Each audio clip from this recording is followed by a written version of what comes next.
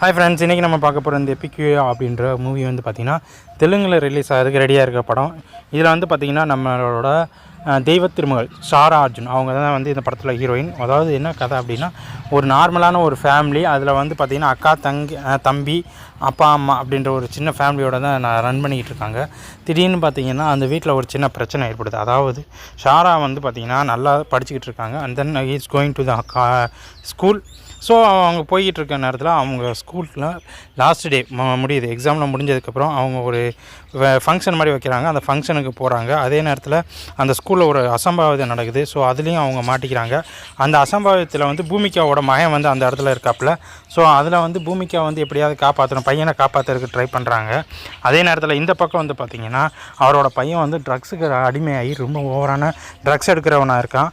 அதேமாதிரி இந்த பக்கம் இங்கிட்டு இது ஷாரா வந்து பார்த்திங்கன்னா ஸ்கூலெல்லாம் முடிச்சுட்டு அவங்க பசங்களோட கூட படிக்கிற ஸ்கூல் பசங்களோட ஜாலியாக லைஃப் இது போய் என்ஜாய் பண்ணுறாங்க பார்ட்டியை. ஆனால் அந்த பார்ட்டியில் அவங்களுக்கு ஓவராக ட்ரக்ஸ் கொடுத்து அவங்கள வந்து அன்கான்ஷியஸ் ஆக்கிறாங்க. ஸோ அன்கான்ஷியஸ் ஆக்கி அவங்கள வந்து பலாத்காரம் பண்ணிடுறாங்க. ஸோ அந்த பசங்க ட்ரக்ஸ் அடித்ததுக்கப்புறம் வந்து என்னெல்லாம் சேட்டை செய்கிறாங்க, நைட் நேரத்தில் ட்ரக்ஸ் பசங்க எடுத்தாங்கன்னா என்ன பண்ணுறாங்க, அவங்களுக்கு ட்ரக்ஸ் அடிக்கிறதுனால என்னெல்லாம் நடக்குது அப்படின்றதான் இந்த படத்தை காமிச்சிருக்காங்க.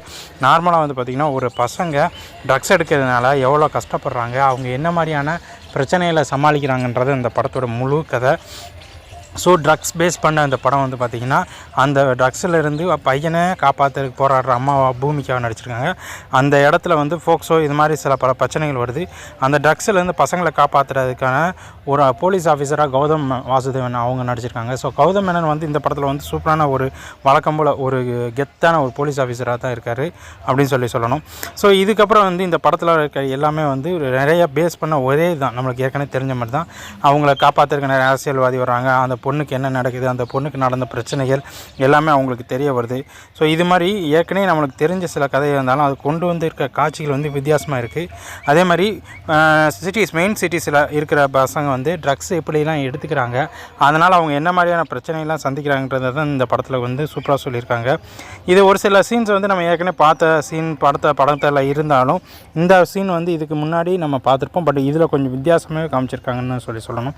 அதாவது சிட்டிஸில் இருக்கிற பசங்க வந்து ட்ரக்ஸுக்கு எப்படி அடிமையாகிறாங்க, அதனால் அவங்க ஃபேமிலியெலாம் எப்படி சீரழியுது, ஃபேமிலியில் இருக்கிற பேரண்ட்ஸ் வந்து எவ்வளோலாம் கஷ்டப்படுறாங்கன்றது இந்த படத்தோட கதை.